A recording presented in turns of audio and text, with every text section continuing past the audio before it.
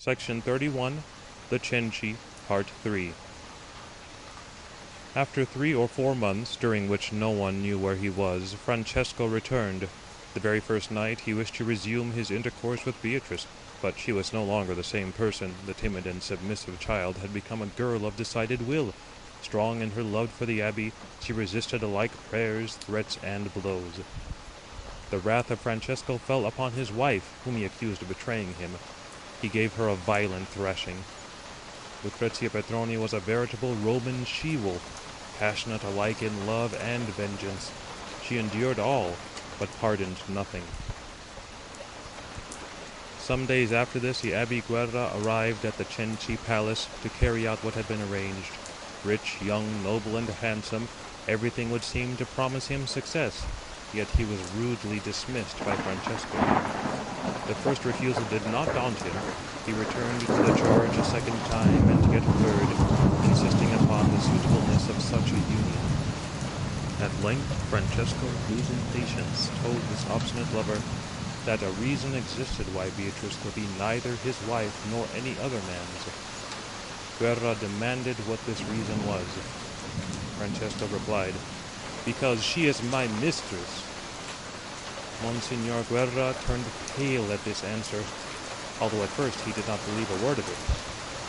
But when he saw the smile with which Francesco Cenci accompanied his words, he was compelled to believe that, terrible though it was, the truth had been spoken.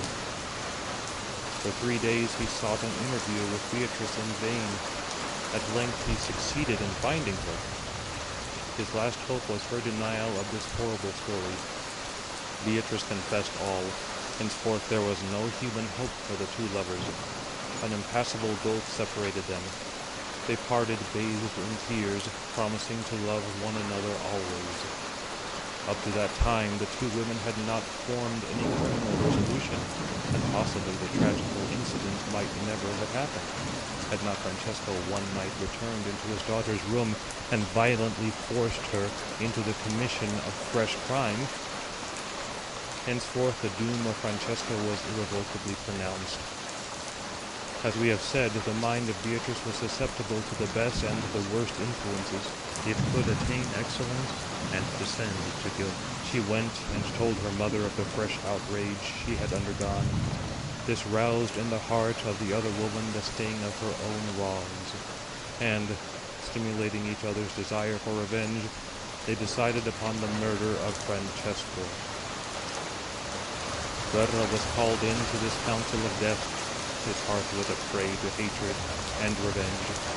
He undertook to communicate with Giacomo Cenci, without whose concurrence the women would not act, as he was the head of the family when his father was left out of account.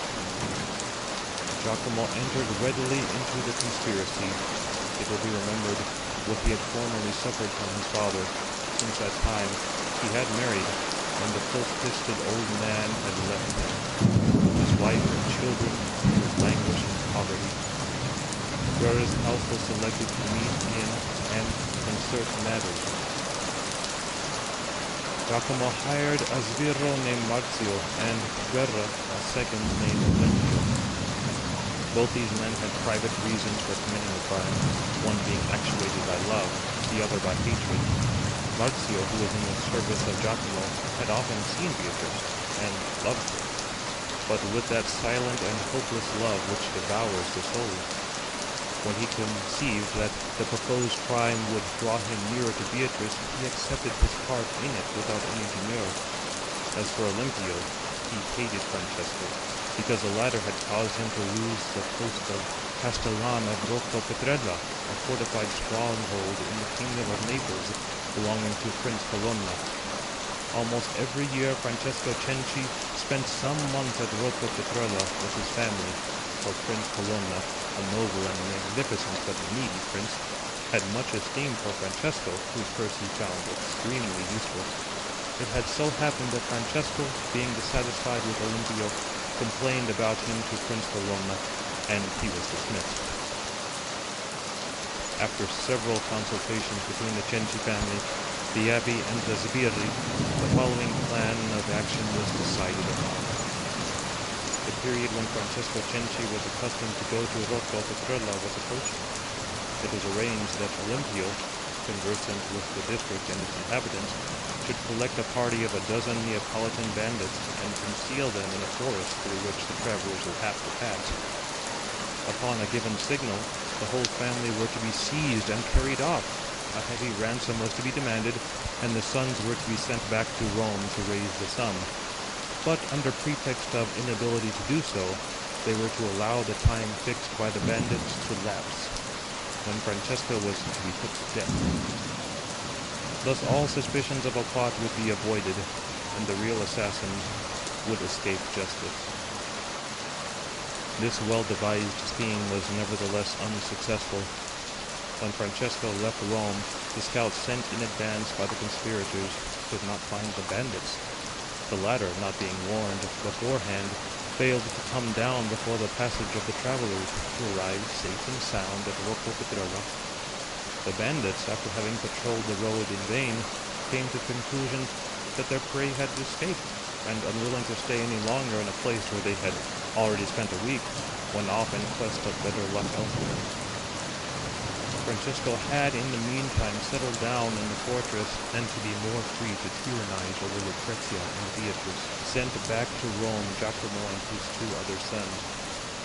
He then recommenced his infamous attempts upon Beatrice, and with such persistence that she resolved herself to accomplish the deed which at first she desired to entrust to other hands.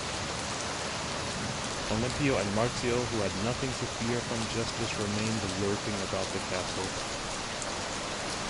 One day Beatrice saw them from a window, and made signs that she had something to communicate to them.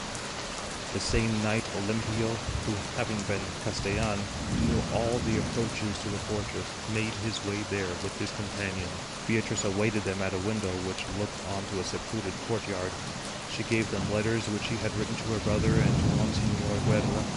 The former was to approve, as he had done before, the murder of their father, for she would do nothing without his sanction. As for Monsignor Guerra, he was to pay Olimpio 1,000 piastres, half the stipulated sum. Marzio, acting out of pure love for Beatrice, whom he worshipped as a Madonna, which, observing, the girl gave him a handsome scarlet mantle trimmed with gold lace, telling him to wear it for love of her. As for the remaining moiety, he was to be paid when the death of the old man had placed his wife and daughter in possession of his fortune. The two sbirri departed, and the imprisoned conspirators anxiously awaited their return. On the day fixed, they were seen again. Monsignor Guerra had paid the 1,000 piastres, and Giacomo had given his consent. Nothing now stood in the way of the execution of this terrible deed, which was fixed for the 8th of September, the day of the Nativity of the Virgin. But Signora Lucrezia, a very devout person, having noticed this circumstance, would not be a party to the committal of a double sin. The matter was therefore deferred till the next day, the 9th. That evening, the 9th of September, 1598, the two women, supping with the old man, mixed some narcotic with his wine so adroitly that, suspicious though he was, he never detected it, and having swallowed the potion, soon fell into a deep sleep. The evening previous, Marzio and Olimpio had been admitted into the castle, where they had lain concealed all night and all day, for as will be remembered, the assassination would have been effected the day before had it not been for the religious scruples of Signor Lucrezia. Towards midnight, Beatrice fetched them out of their hiding place and took them to her father's chamber, the door of which she herself opened. The assassins entered, and the two women awaited the issue in the end of the march. After a moment, seeing the sbirri reappear, pale and nerveless, shaking their heads without speaking, they at once inferred that nothing had been done.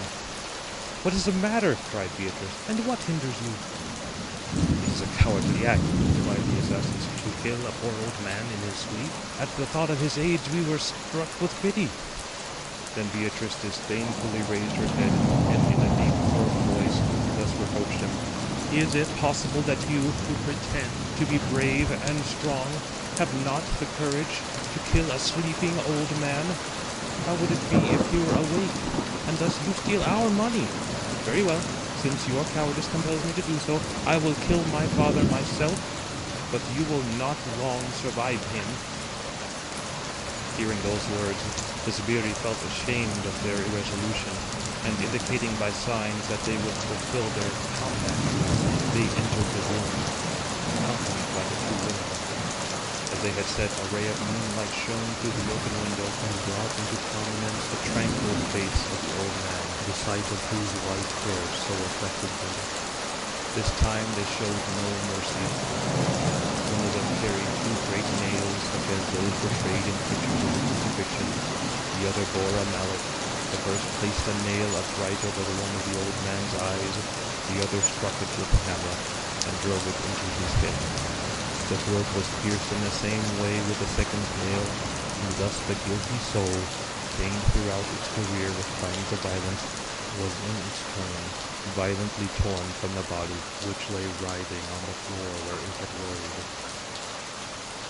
The young girl then, faithful to her word, handed the Sibiri a large purse containing the rest of the sum agreed upon, and they left. When they found themselves alone, the women drew the nails out of the wounds, wrapped the corpse in a sheet, and dragged it through the room towards a small rampart, intending to throw it down into a garden which had been allowed to run to waste. They hoped that the old man's death would be attributed to his having accidentally fallen off the terrace on his way in the dark to a closet at the end of the gallery, but their strength failed them when they reached the door of the last room, and while resting there, Lucrezia perceived the two Sbirri sharing the money before making their escape. At her call they came to her, carried the corpse to the rampart, and from a spot pointed out by the women, where the terrace was unfenced by any cabaret, they threw it into an elder tree below, whose branches retained it suspended. When the body was found the following morning hanging in the branches of the elder tree, everybody supposed, as Beatrice and her stepmother had foreseen, stepping over the edge of the terrace in the dark, had thus met his end. The body was so scratched and disfigured that no one noticed the wounds made by the two nails. The ladies, as soon as the news was imparted to them, came out from their rooms weeping and lamenting in so natural a manner as to disarm any suspicions. The only person who formed any was a laundress to whom Beatrice entrusted the sheet in which her father's body had been wrapped, accounting for its bloody condition by a lame explanation, which the laundress accepted without question, or pretended to do so. And immediately after the funeral, the mourners returned to Rome, hoping at length to enjoy quietude and peace. For some time, indeed, they did enjoy tranquillity, perhaps poisoned by remorse, but ere long retribution pursued them. The court of Naples, hearing of the sudden and unexpected death of Francesco Cenci, and conceiving some suspicions of violence, dispatched a royal commissioner to Petrella to exhume the body and to make minute inquiries, if there appeared to be adequate grounds for doing so. On his arrival, all the domestics in the castle were placed under arrest and sent in chains to Naples. No incriminating proofs, however, were found, except in the evidence of the laundress, who deposed that Beatrice had given her a blood-stained sheet to wash. This clue led to terrible consequences. For further questions, she declared that she could not believe the explanation given to account for its condition. The evidence was sent to the Roman court, but at that period it did not appear strong enough to warrant the arrest of the Cenci family, who remained undisturbed for many months, during which time the youngest boy died. Of the 5 brothers there only remained Giacomo, the eldest, and Bernardo, the youngest but one. Nothing prevented them from escaping to Venice or Florence, but they remained quietly in Rome. End of section 31. Section 32. The Cenci, Part 4. Meantime, Monsignor Guerra received private information that, shortly before the death of Francesco, Marzio and Olimpio had been seen prowling round the castle, and that the Neapolitan police had received orders to arrest them. The Monsignor was a most wary man, and very difficult to catch napping when warned in time. He immediately hired 2 other sbirri to assassinate Marzio and Olimpio. The one commissioned to put Olimpio out of the way, came across him at Terni, and conscientiously did his work with a poniard. But Marzio's man unfortunately arrived at Naples too late, and found his bird already in the hands of the police. He was put to the torture, and confessed everything. His disposition was sent to Rome, whither he shortly afterwards followed it, to be confronted with the accused. Warrants were immediately issued for the arrest of Giacomo, Bernardo, Lucrezia, and Beatrice. They were at first confined in the Cenci palace under a strong guard, but the proofs against them becoming stronger and stronger, they were removed to the castle of Corte Sabella, where they were confronted with Marzio. But they obstinately denied both any complicity in the crime and any knowledge of the assassin. Beatrice, above all, displayed the greatest assurance, demanding to be the first to be confronted with Marzio, whose mendacity she affirmed with such calm dignity that he, more than ever smitten by her beauty, determined, since he could not live for her, to save her by his death. Consequently, he declared all his statements to be false, and asked forgiveness from God and from Beatrice. Neither threats nor tortures could make him recant, and he died firm in his denial, under frightful tortures. The Cenci then thought themselves safe. God's justice, however, still pursued them. The sbirro who had killed Olimpio happened to be arrested for another crime, and, making a clean breast, confessed that he had been employed by Monsignor Guerra to put out of the way a fellow assassin named Olimpio, who knew too many of the Monsignor's secrets. Luckily for himself, Monsignor Guerra heard of this opportunely. A man of infinite resource, he lost not a moment in timid or irresolute plans, but as it happened that at that very moment when he was warned, the charcoal dealer who supplied his house with fuel was at hand. He sent for him, purchased his silence with a handsome bribe, and then, buying for almost their weight in gold the dirty old clothes which he wore, he assumed these, cut off all his beautiful cherished fair hair, stained his beard, smudged his face, bought 2 asses, laden with charcoal, and limped up and down the streets of Rome, crying, "Charcoal! Charcoal!" Then, whilst all the detectives were hunting high and low for him, he got out of the city, met a company of merchants under escort, joined them, and reached Naples, where he embarked. What ultimately became of him was never known. It has been asserted, but without confirmation, that he succeeded in reaching France, and enlisted in a Swiss regiment in the pay of Henry IV. The confession of the sbirro and the disappearance of Monsignor Guerra left no moral doubt of the guilt of the Cenci. They were consequently sent from the castle to the prison. The 2 brothers, when put to the torture, broke down and confessed their guilt. Lucrezia Petroni's full habit of body rendered her unable to bear the torture of the rope, and on being suspended in the air, begged to be lowered when she confessed all she knew. As for Beatrice, she continued unmoved. Neither promises, threats, nor torture had any effect upon her. She bore everything unflinchingly, and the judge Ulysses Moscati himself, famous though he was in such matters, failed to draw from her a single incriminating word. Unwilling to take any further responsibility, he referred the case to Clement VIII, and the Pope, conjecturing that the judge had been too lenient in applying the torture to a young and beautiful Roman lady, took it out of his hands and entrusted it to another judge, whose severity and insensibility to emotion were undisputed. This latter reopened the whole interrogatory, and as Beatrice up to that time had only been subjected to the ordinary torture, he gave instructions to apply both the ordinary and extraordinary. This was the rope and pulley, one of the most terrible inventions ever devised by the most ingenious of tormentors. To make the nature of this horrid torture plain to our readers, we give a detailed description of it, adding an extract of the presiding judge's report of the case, taken from the Vatican manuscripts. Of the various forms of torture then used in Rome, the most common were the whistle, the fire, the sleepless, and the rope. The mildest, the torture of the whistle, was used only in the case of children and old persons. It consisted in thrusting between the nails and the flesh reeds cut in the shape of whistles. The fire, frequently employed before the invention of the sleepless torture, was simply roasting the soles of the feet before a hot fire.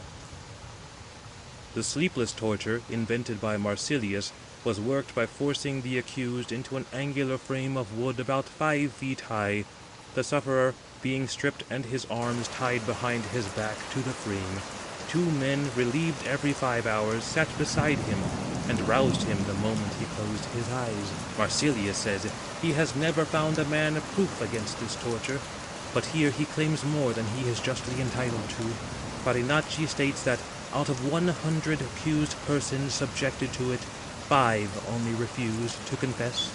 A very satisfactory result for the inventor. Lastly comes the torture of the rope and pulley, the most in vogue of all, and known in other Latin countries as the strappado. It was divided into 3 degrees of intensity: the slight, the severe, and the very severe. The first, or slight torture, which consisted mainly in the apprehensions it caused, comprised the threat of severe torture, introduction into the torture chamber, stripping, and the tying of the rope in readiness for its appliance. To increase the terror these preliminaries excited, a pang of physical pain was added by tightening a cord round the wrists. This often sufficed to extract a confession from women or men of highly strung nerves. The second, or severe torture, consisted in fastening the sufferer stripped naked and his hands tied behind his back by the wrists to one end of a rope passed round a pulley bolted into the vaulted ceiling, the other end being attached to a windlass, by turning which he could be hoisted into the air and dropped again, either slowly or with a jerk, as ordered by the judge. The suspension generally lasted during the recital of a Paternoster, an Ave Maria, or a Miserere. If the accused persisted in his denial, it was doubled. This second degree, the last of the ordinary torture, was put in practice when the crime appeared reasonably probable, but was not absolutely proved. The third, or very severe, the first of the extraordinary forms of torture, was so called when the sufferer, having hung suspended by the wrists for sometimes a whole hour, was swung about by the executioner either like the pendulum of a clock, or by elevating him with a windlass and dropping him to within a foot or 2 of the ground. If he stood this torture, a thing almost unheard of, seeing that it cut the flesh of the wrist to the bone and dislocated the limbs, weights were attached to the feet, thus doubling the torture. This last form of torture was only applied when an atrocious crime had been proved to have been committed upon a sacred person, such as a priest, a cardinal, a prince, or an eminent and learned man. Having seen that Beatrice was sentenced to the torture ordinary and extraordinary, and having explained the nature of these tortures, we proceed to quote the official report.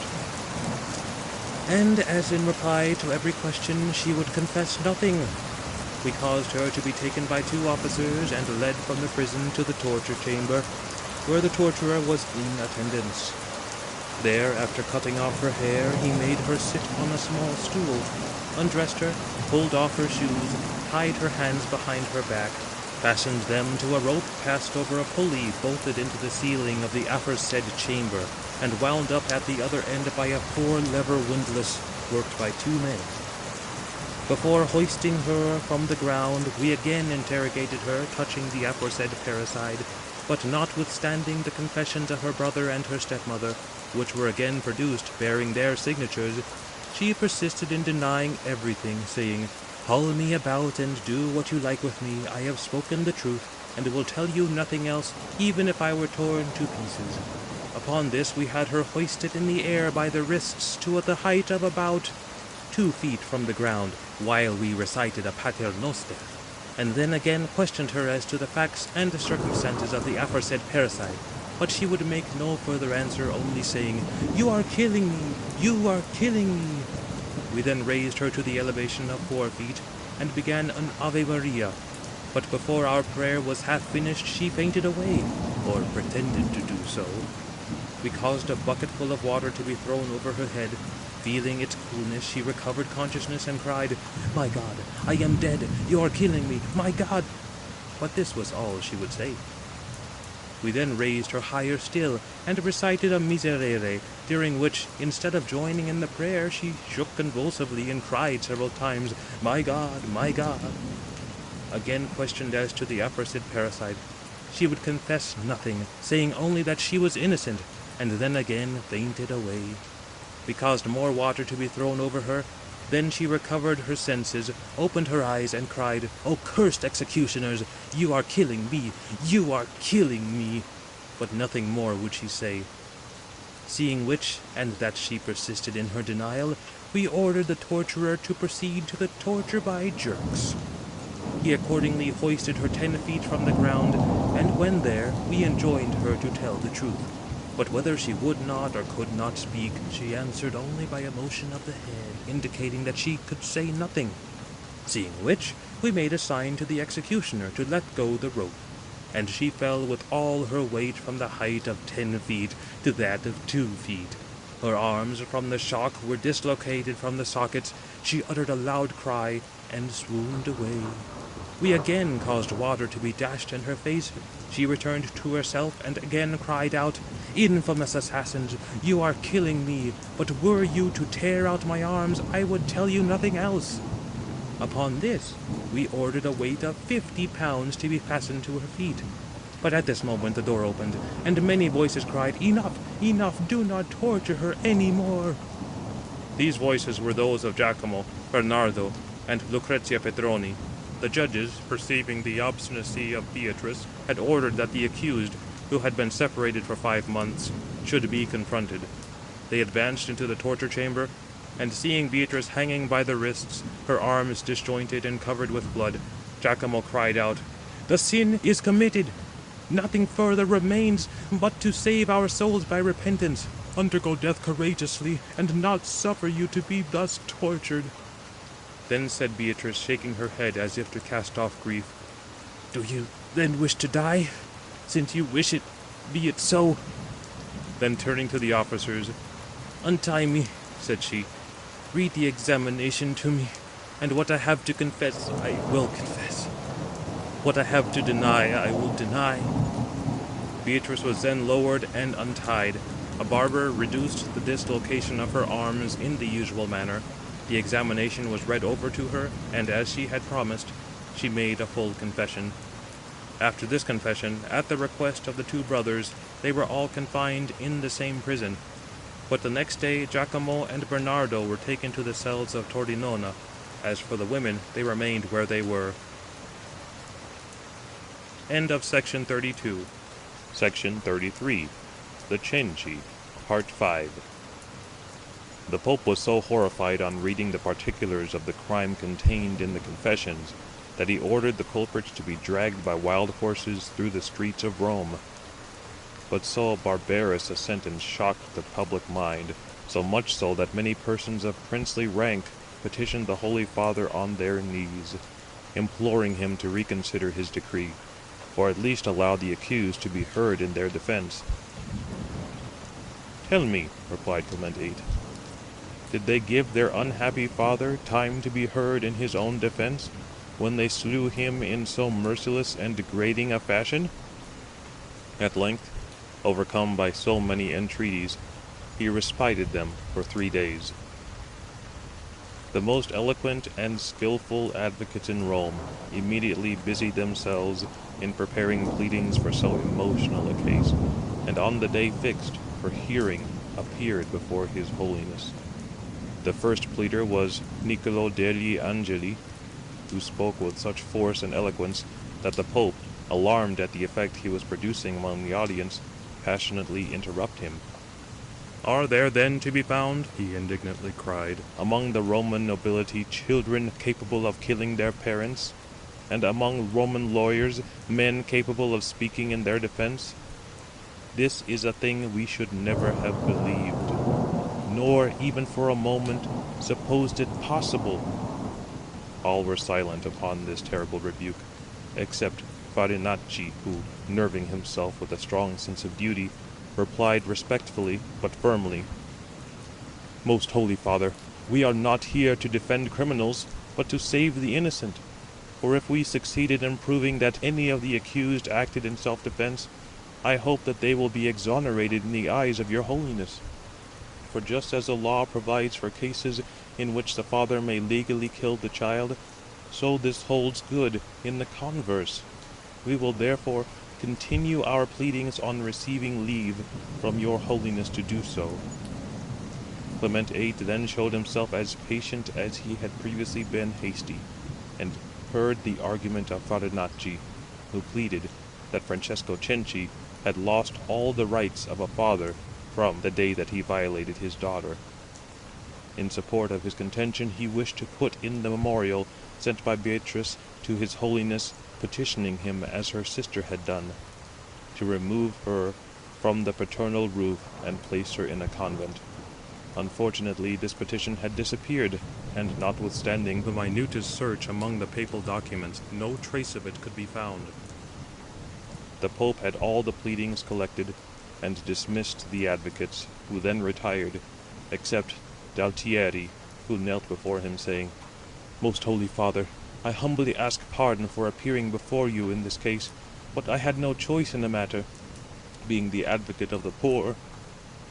The Pope kindly raised him, saying, "Go, we are not surprised at your conduct, but at that of others, who protect and defend criminals." As the Pope took a great interest in this case, he sat up all night over it, studying it with Cardinal di San Marcello, a man of much acumen and great experience in criminal cases.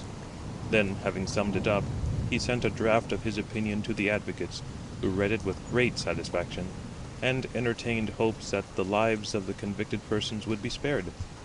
For the evidence all went to prove that even if the children had taken their father's life, all the provocation came from him, and that Beatrice in particular had been dragged into the part she had taken in this crime by the tyranny, wickedness, and brutality of her father. Under the influence of these considerations, the Pope mitigated the severity of their prison life, and even allowed the prisoners to hope that their lives would not be forfeited. Amidst the general feeling of relief afforded to the public by these favors, another tragical event changed the papal mind and frustrated all his humane intentions. This was the atrocious murder of the Marchese di Santa Croce, a man 70 years of age, by his son Paolo, who stabbed him with a dagger in 15 or 20 places, because the father would not promise to make Paolo his sole heir.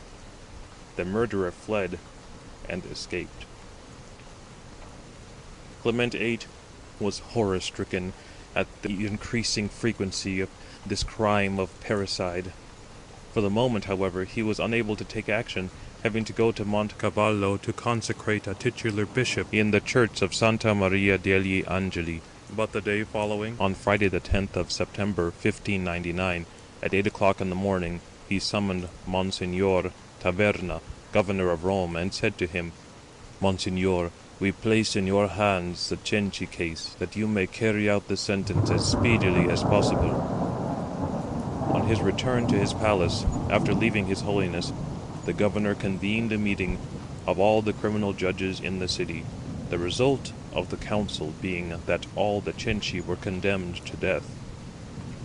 The final sentence was immediately known, and as this unhappy family inspired a constantly increasing interest, many cardinals spent the whole of the night either on horseback or in their carriages, making interest that, at least so far as the women were concerned, they should be put to death privately and in the prison, and that a free pardon should be granted to Bernardo, a poor lad only 15 years of age, who, guiltless of any participation in the crime, yet found himself involved in its consequences. The one who interested himself most in the case was Cardinal Sforza, who nevertheless failed to elicit a single gleam of hope, so obdurate was His Holiness. At length, Farinacci, working on the conscience, succeeded, after long and urgent entreaties, and only at the last moment, that the life of Bernardo should be spared. From Friday evening, the members of the Brotherhood of the Conforteria had gathered at the two prisons of Corte Isabella and Tordenona. The preparations for the closing scene of the tragedy had occupied workmen on the bridge of Sant'Angelo all night, and it was not till 5 o'clock in the morning that the registrar entered the cell of Lucrezia and Beatrice to read their sentences to them. Both were sleeping, calm in the belief of a reprieve. The registrar woke them and told them that, judged by man, they must now prepare to appear before God. Beatrice was at first thunderstruck. She seemed paralyzed and speechless. Then she rose from bed, and staggering as if intoxicated, recovered her speech, uttering despairing cries. Lucrezia heard the tidings with more firmness, and proceeded to dress herself to go to the chapel, exhorting Beatrice to resignation. But she, raving, wrung her hands and struck her head against the wall, shrieking, To die! To die! Am I to die unprepared, on a scaffold, on a gibbet? My God! My God! This fit led to a terrible paroxysm, after which the exhaustion of her body enabled her mind to recover its balance, and from that moment she became an angel of humility, an example of resignation. Her first request was for a notary to make her will. This was immediately complied with, and on his arrival she dictated its provisions with much calmness and precision. Its last clause desired her internment in the church of San Pietro in Montorio, for which she always had a strong attachment, as it commanded a view of her father's palace. She bequeathed 500 crowns to the nuns of the order of the Stigmata, and ordered that her dowry, amounting to 15,000 crowns, should be distributed in marriage portions to 54 girls. She selected the foot of the high altar as the place where she wished to be buried, over which hung the beautiful picture of the Transfiguration, so often admired by her during her life. Following her example, Lucrezia in turn disposed of her property. She desired to be buried in the church of San Giorgio di Velobre, and left 32,000 crowns to charity, with other pious legacies. Having settled their earthly affairs, they joined in prayer, reciting psalms, litanies, and prayers for the dying. At 8 o'clock they confessed, heard Mass, and received the sacraments, after which Beatrice, observing to her stepmother that the rich dresses they wore were out of place on the scaffold, ordered 2 to be made in nun's fashion, that is to say, gathered at the neck, with long, wide sleeves. That for Lucrezia was made of black cotton stuff, Beatrice's of taffetas. In addition, she had a small black turban made to place on her head. These dresses, with cords for girdles, were brought to her. They were placed on a chair, while the women continued to pray. The time appointed being near at hand, they were informed that their last moment was approaching. Then Beatrice, who was still on her knees, rose with a tranquil and almost joyful countenance. "Mother," she said, "the moment of our suffering is impending. I think we had better dress in these clothes, and help one another at our toilet for the last time." They then put on the dresses provided, girt themselves with the cords. Beatrice placed her turban on her head, and they awaited the last summons. In the meantime, Giacomo and Bernardo, whose sentences had been read to them, awaited also the moment of their death. About 10 o'clock, the members of the Confraternity of Mercy, a Florentine order, arrived at the prison of Frosinone, and halted on the threshold with the crucifix, awaiting the appearance of the unhappy youths. Here a serious accident nearly happened. As many persons were at the prison windows to see the prisoners come out, someone accidentally threw down a large flower pot full of earth, which fell into the street and narrowly missed one of the confraternity, who was amongst the torchbearers just before the crucifix. It passed so close to the torch as to extinguish the flame in its descent. At this moment the gates opened, and Giacomo appeared first on the threshold. He fell on his knees, adoring the holy crucifix with great devotion. He was completely covered with a large mourning cloak, under which his bare breast was exposed to be torn by the red-hot pincers of the executioner, which were lying ready in a chafing dish fixed to the cart. Having ascended the vehicle in which the executioner placed him, so as more readily to perform this office, Bernardo came out, and was thus addressed on his appearance by the Fiscal of Rome. "Signor Bernardo Cenci, in the name of our blessed Redeemer, Our Holy Father, the Pope, spares your life, with the sole condition that you accompany your relatives to the scaffold and to their death, and never forget to pray for those with whom you were condemned to die. At this unexpected intelligence, a loud murmur of joy spread among the crowd, and the members of the confraternity immediately untied the small mask which covered the youth's eyes, for, owing to his tender age, it had been thought proper to conceal the scaffold from his sight.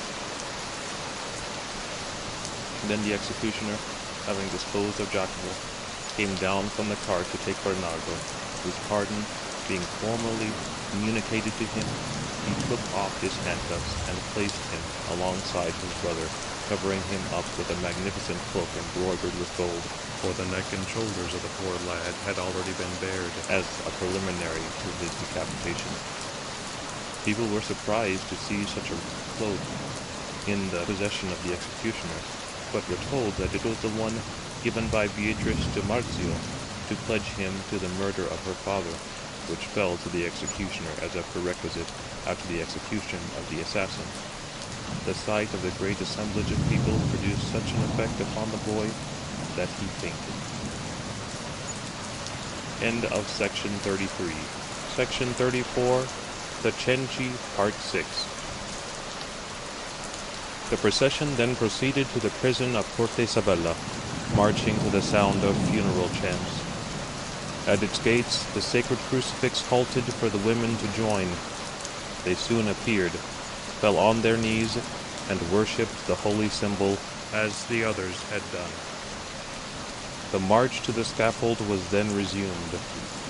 The two female prisoners followed the last row of penitents in single file, veiled to the waist, with the distinction that Lucrezia, as a widow, wore a black veil and high-heeled slippers of the same hue, with bows of ribbon, as was the fashion, whilst Beatrice, as a young unmarried girl, wore a silk flat cap to match her corsage, with a plush hood, which fell over her shoulders and covered her violet frock, white slippers with white high heels, ornated with gold rosettes and cherry-colored fringe.